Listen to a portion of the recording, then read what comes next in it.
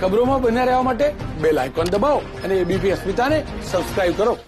સમાચારોમાં આગળ વાત કરીએ। ગઢડાથી ખબર મળી રહ્યા છે, ભાજપના ઉમેદવાર આત્મારામ પરમારે ફોર્મ ભર્યું છે। પેટા ચૂંટણી માટે ઉમેદવાર આત્મારામ પરમારે ઉમેદવારી નોંધાવી છે। કેબિનેટ મંત્રી કુંવરજી બાવળિયા અને ગોરધન ઝડફિયાની હાજરીમાં જ આત્મારામ પરમારે ફોર્મ ભર્યું છે। ઉમેદવારી નોંધાવતા સમયે સોશિયલ ડિસ્ટન્સનું પાલન પણ કરાયું છે।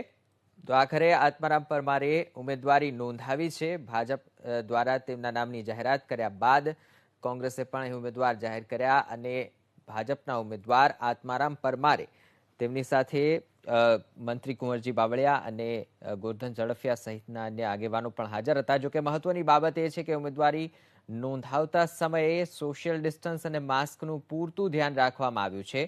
ગઢડા બેઠક પર પેટા ચૂંટણી અત્યંત રસાકસી ભર્યો જંગ છે।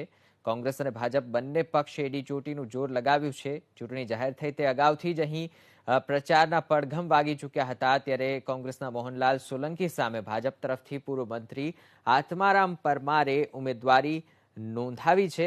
ગઢડા બેઠકના બંને ઉમેદવારો છે કે જેઓમાંથી કોણ ધારાસભ્ય બનશે તે ગઢડાની જનતા નક્કી કરશે। આજે સવારે આત્મારામ પરમારે જૂના અને નવા સ્વામિનારાયણ મંદિરે દર્શન કર્યા, સંતોના આશીર્વાદ લઈ અને તેઓ ફોર્મ ભરવા માટે પહોંચ્યા હતા। અહીં પણ તેમની સાથે ભાજપના નેતાઓ જોવા મળ્યા। જોકે ઉમેદવારી નોંધાવતી વખતે ખાસ વાત એ રહી કે જેમને આ ક્ષેત્રનો પ્રભાર સોંપાયો છે તેવા કેબિનેટ મંત્રી કુંવરજી બાવળિયા અને ગોરધન ઝડફિયા બંને આગેવાનો અને સાથે જ સ્થાનિક ભાજપના અન્ય નેતાઓ પણ ઉમેદવારી નોંધાવતા સમયે અહીં હાજર જોવા મળ્યા।